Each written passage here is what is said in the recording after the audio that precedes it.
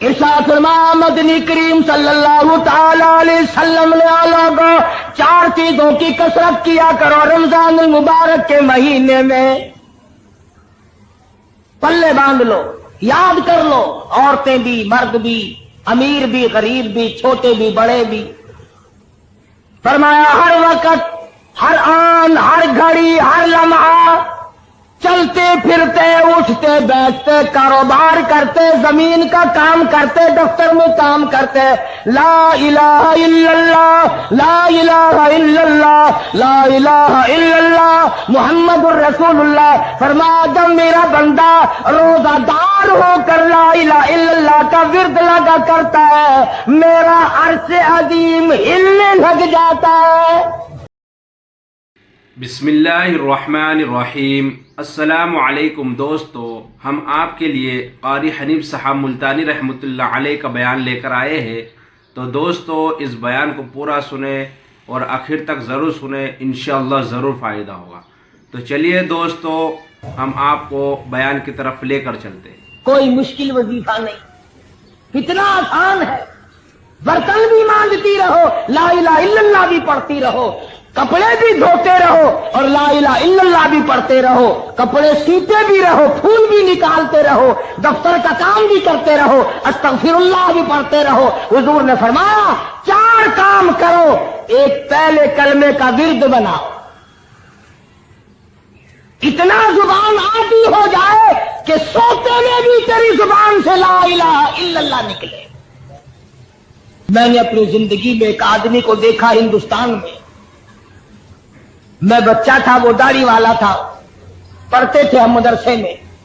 آپ یقین کریں گے میں مسجد میں بیٹھا ہوں باوضو، ساری رات بالکل سویا کرتا تھا اور اس کے منہ سے پورا درود شریف ہر وقت نکلتا رہتا تھا۔ سنا ہوا نہیں، ہمارے ساتھ وہ طالب علم کم سے کم 1 سال پڑھتا رہا، بالکل سویا ہوا اور درود شریف پورا مکمل زبان سے جاری ہو رہا ہے۔ تو لا الہ الا اللہ کا عادی بن، لا الہ الا اللہ کا اپنے آپ کو عادی بنا، زبان کو عادی بنا۔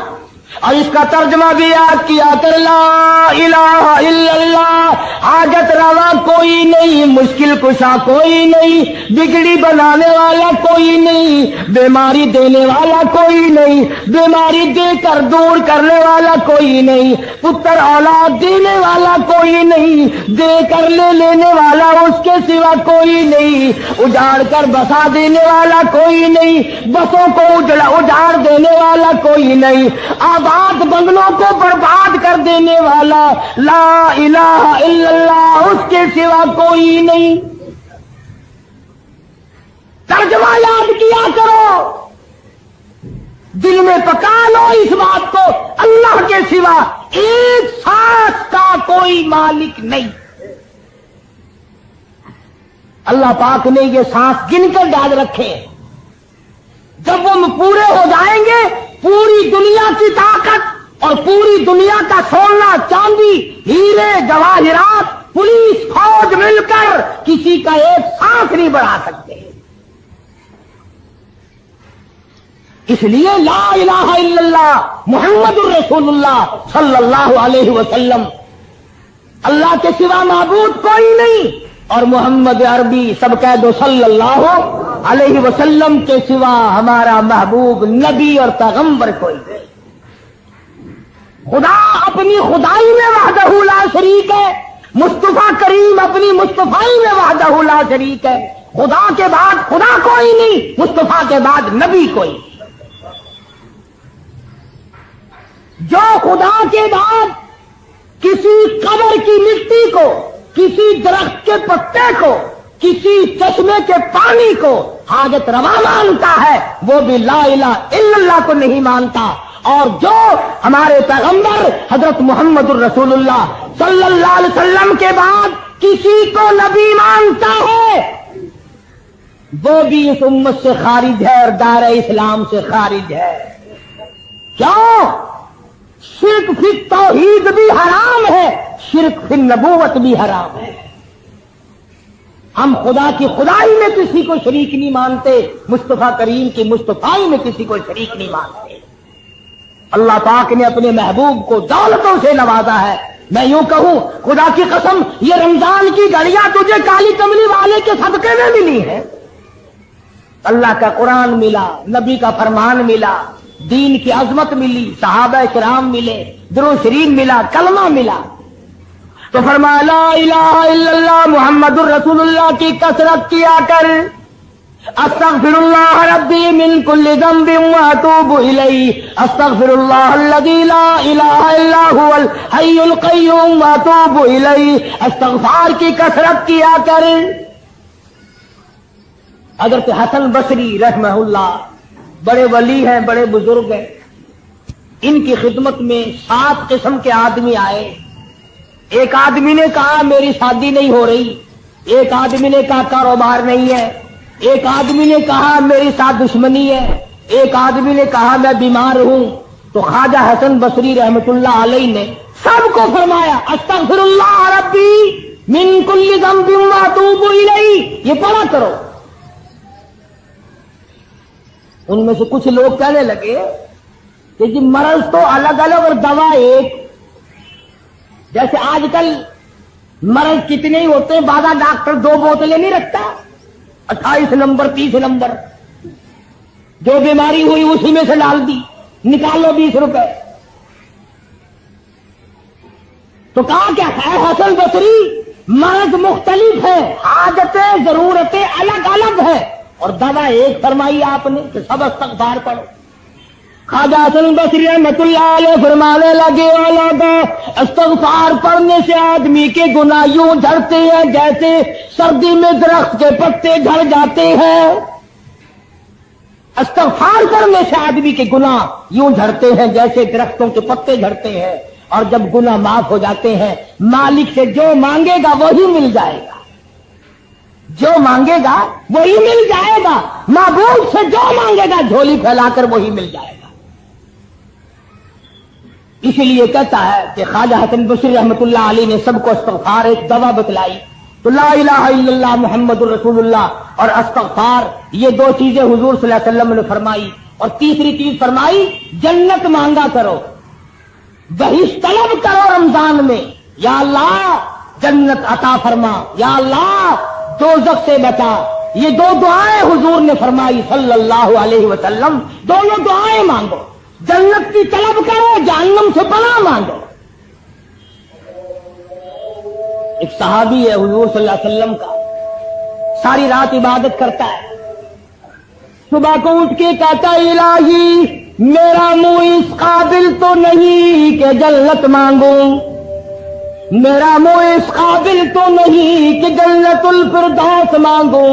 اتنی گزارش کرتا ہوں کہ جہنم کے عذاب سے مجھے بچا لینا. صحابی کہتا یا اللہ جہنم کے دردناک عذاب سے بچا دے, تباہ کاریوں سے بچا دے, وہاں کی مصیبتوں سے بچا دے اور جنت عطا فرما دے. صبح شام اٹھتے بیٹھتے یہ دعا مانگو, مرد عورت چھوٹے بڑے امیر غریب حاکم و محکوم سب یہ دعا مانگو, جنت طلب کرو, دوزخ سے پناہ مانگو, قرآن مجید کی تلاوت کرو, زیادہ سے زیادہ تلاوت کرو. جتنے زیادہ قرآن کریم ختم کرو گے اتنے ہی زیادہ اجر بڑھ جائے گا. شاید اگلے سال تجھے رمضان آئے یا نہ آئے, پھر یہ دن ملے گا یا نہیں ملے گا, اگلا جمعہ آئے گا یا نہیں آئے گا. جو مانگنا ہو آج مانگ, جو کرنا وہ آج کر. اس لیے فرمایا شہر رمضان الذی انزل فیہ القرآن ھدی للناس وبینات من الھدی والفرقان. فرمایا کتنا برکتوں والا مہینہ, جس مہینے میں اللہ پاک نے قرآن مجید جیسی برکت والی کتاب نازل فرمائی, محمد عربی صلی اللہ علیہ وسلم کو نوازا, اور حضور صلی اللہ علیہ وسلم نے پورے رمضان کے روزے خود رکھے, صحابہ کرام سے رکھوائے, اور اس کی تاکید فرمائی اور اس کے آداب سمجھائے کہ دیکھنا گانے بجانے سے بچنا. بعض بد نصیب لوگ کہا کرتے ہیں کہ آؤ یار روزہ کاٹیں گے تاش کھیلتے ہیں, روزہ کٹ جائے گا۔ ابو داؤد شریف میں حدیث موجود ہے، جس آدمی نے تاش کھیلا، حضور کا فرمان ہے گویا جتنی دیر تک وہ تاش کھیلتا رہا گویا خنزیر کے لہو میں اپنے ہاتھوں کو ڈبوئے بیٹھا رہا۔ میرے تیرے نبی حضرت محمد کریم صلی اللہ علیہ وسلم کا فرمان ہے، جو آدمی تاش کھیلتا اس کے سلام کا جواب دینا حرام ہے۔ رمضان میں یہ کام نہ کیا کرو، گانے وانے مت سنو۔ کتنا پاکیزہ روزہ رکھ کر، نورانی روزہ رکھ کر، اللہ اور فرشتوں والی عادت اپنا کر پھر بدماش کنجریوں کے گانے سنتے، بدکار عورتوں کے گانے سنتے ہو۔ ان کی شکلیں دنیا ہی میں بدل جاتی ہے، قبر میں بدل جاتی ہے، قبر میں جانے سے پہلے ہر کنجری کی شکل بدل جاتی ہے۔ تم ان کے گانے سن کر اپنے نورانی روزے کو برباد کرتے ہو۔ کتنا بڑا اجر، کتنا بڑا ثواب، کتنی بڑی محنت، کتنی بڑی مشقت، کتنی بڑی تکلیف، اور خامخواہ یہی برباد کر دینا۔ آرام کرو، 11 مہینے کماؤ، 1 مہینہ آرام کر لو، تھوڑا کما لو، بہرحال روزہ ہاتھ سے نہ جانے دو۔ کیوں؟ نہ معلوم اگلے سال تجھے پھر یہ دن آئیں گے کہ نہیں۔ فرما فمن شہد منکم الشہر فلیصم، جس کی زندگی میں یہ دن آ جائے اسے چاہیے کہ روزہ ضرور رکھ لے۔ وَأَن تَصُومُوا خَيْرٌ لَكُمْ إِن كُنتُمْ تَعْلَمُونَ۔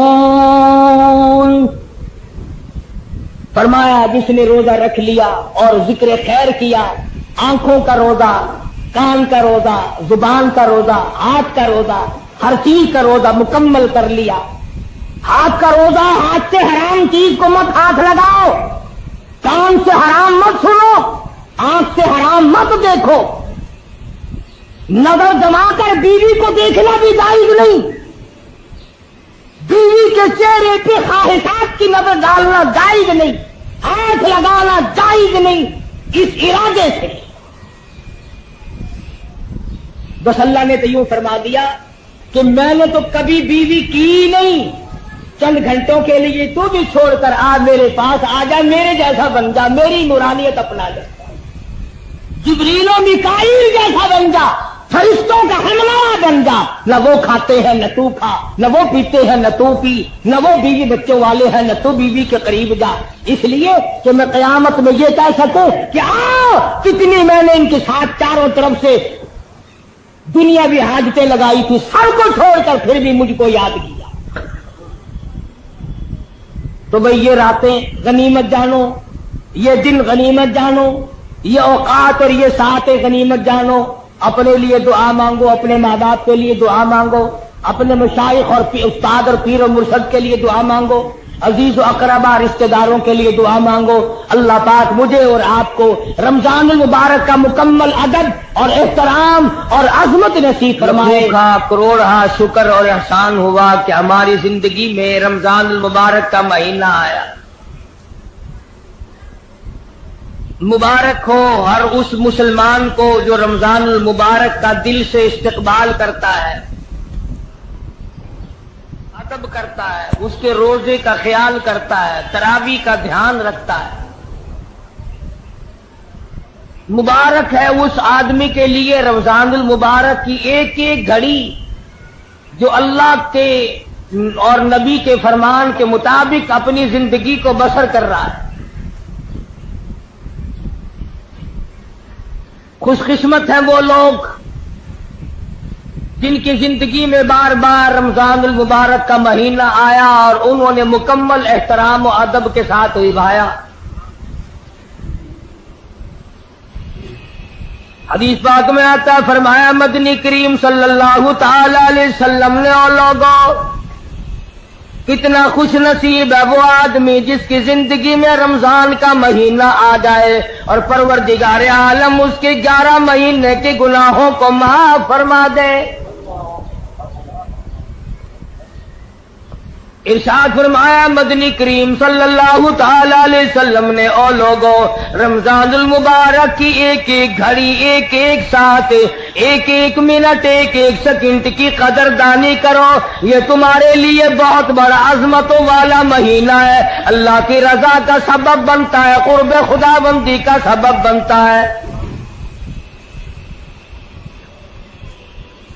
ارشاد فرمایا محمد عربی صلی اللہ تعالی علیہ وسلم نے، او لوگوں، رمضان المبارک کا مہینہ اتنا فضیلتوں والا مہینہ ہے کہ ہر رمضان ہر مہینے کے مقابلے میں اتنی زیادتی کر دی جاتی ہے، دوسرے مہینوں میں کوئی ایک نفل ادا کرے اس کو نفل کے برابر درجہ ملتا ہے، ثواب ملتا ہے۔ ارشاد فرمایا کالی کملی والے محمد عربی صلی اللہ تعالی علیہ وسلم نے، او لوگوں، جس نے رمضان میں نفل ادا کیا اتنا بڑا ثواب ملتا گویا فرض ادا کیا۔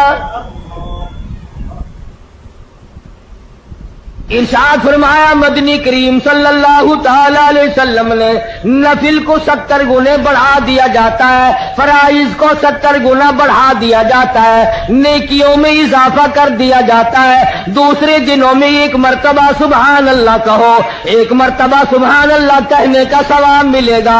آج رمضان کے مہینے میں ایک مرتبہ سبحان اللہ کہو، نامہ اعمال میں 1,00,000 مرتبہ کہنے کا ثواب لکھا جائے گا۔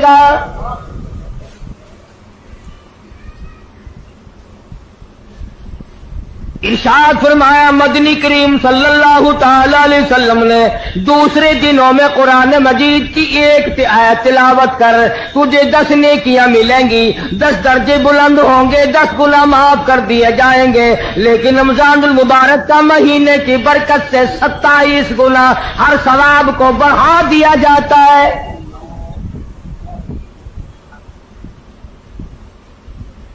مدنی کریم صلی اللہ تعالی علیہ وسلم نے شعبان کی آخری تاریخ میں صحابہ کرام کو جمع فرمایا اور فرمایا، او لوگوں، اور میرے قریب ہو جاؤ، تم پہ ایک بہت بڑا مہینہ آنے والا ہے، بڑا برکتوں والا ہے، بڑا رحمتوں والا مہینہ ہے، بڑا ہی خیر و برکت کا مہینہ ہے، نیکیاں اس میں بڑھا دی جاتی ہیں، گناہ معاف کر دیے جاتے ہیں۔ ارشاد فرمایا مدنی کریم صلی اللہ علیہ وسلم نے، او لوگوں، اس مہینے میں روزہ رکھو، رات کو تراویح اور قیام کیا کرو۔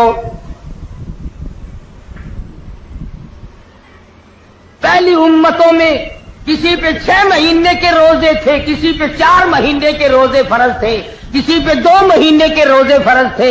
اللہ پاک نے محمد عربی صلی اللہ علیہ وسلم کی امت پر سال میں 1 مہینے کے روزوں کو مقرر فرمایا، اور قدردان کے لیے کوئی تکلیف نہیں۔ اللہ پاک جل شانہ نے فرمایا، او لوگوں، تم پہ رمضان المبارک کے روزے فرض کیے گئے، ہر عاقل بالغ مرد عورت پر، بادشاہ ہو، وزیر ہو، سفیر ہو، امیر ہو، غریب ہو، فقیر ہو، مرد ہو، عورت ہو، بوڑھا ہو، جوان ہو، روزے فرض ہیں۔ اللہ کے حبیب حضرت محمد کریم صلی اللہ تعالی علیہ وسلم نے ارشاد فرمایا، جو آدمی جان بوجھ کر عمدن روزہ نہیں رکھتا، بغیر کسی بیماری کے، بغیر کسی وجہ کے، بغیر کسی عذر کے، یعنی عورتوں والا عذر بھی کوئی نہیں، بیماری بھی سخت کوئی نہیں، یوں ہی روزہ چھوڑ دیتا، روزہ نہیں رکھتا، ارشاد فرمایا مدنی کریم صلی اللہ علیہ وسلم نے، فلیس منا، جس نے مسلسل روزوں کو قضا کر دیا وہ میرا نہیں، میں اس کا نہیں، میری امت سے خارج ہے۔ ارشاد فرمایا مدنی کریم صلی اللہ تعالی علیہ وسلم نے، او لوگوں، قدر کرو، پچھلے سال بے شمار لوگ زمین پہ تھے، کھا رہے تھے، پی رہے تھے، کما رہے تھے، دندنا رہے تھے، گانے بجانے میں مصروف تھے، طرح طرح کی عیش و عشرت میں مصروف تھے، کسی نہ کسی بہانے سے موت آ گئی، آج جا کے دیکھو قبروں میں پڑے ہوئے آہیں بھر رہے ہیں۔ उलमा किराम ने लिखा है, इधर रमजान मुबारक का चांद नजर आता है, उधर अज़ाब कब्र उठा लिया जाता है। कब्रों में अजाब झेलने वाले मुर्दे अर्ज करते हैं, इलाही क्या हुआ, क्या तेरी करीमी और मेहरबानी हो गई, एक अरसे के बाद ये चैन का सांस मिला, ये सुकून मिला, क्या हुआ? जवाब मिलेगा, रमजान का मुबारक महीना आ गया। कब्रों में लेटने वाले मुर्दों को पता चल जाता रमजान का, बाजे बाजे नौजवानों को, बाजे बाजे दुकानदारों जिम्मेदारों को, जिंदों को पता नहीं चलता। दोस्तों, उम्मीद करता हूँ कि आप हजरात ने इस बयान को पूरा सुना होगा। बयान कैसा लगा कमेंट में ज़रूर बताना और अपने दोस्तों और रिश्तेदारों को शेयर ज़रूर करना। अल्लाह ताला हम सबको इस बयान पर अमल करने की तौफीक अता फरमाए। तो दोस्तों, फिर मिलते हैं अगली वीडियो में। जब तक अपना ख्याल रखिए, हमें दुआओं में याद रखिए। अस्सलामु अलैकुम व रहमतुल्लाहि व बरकातुहू।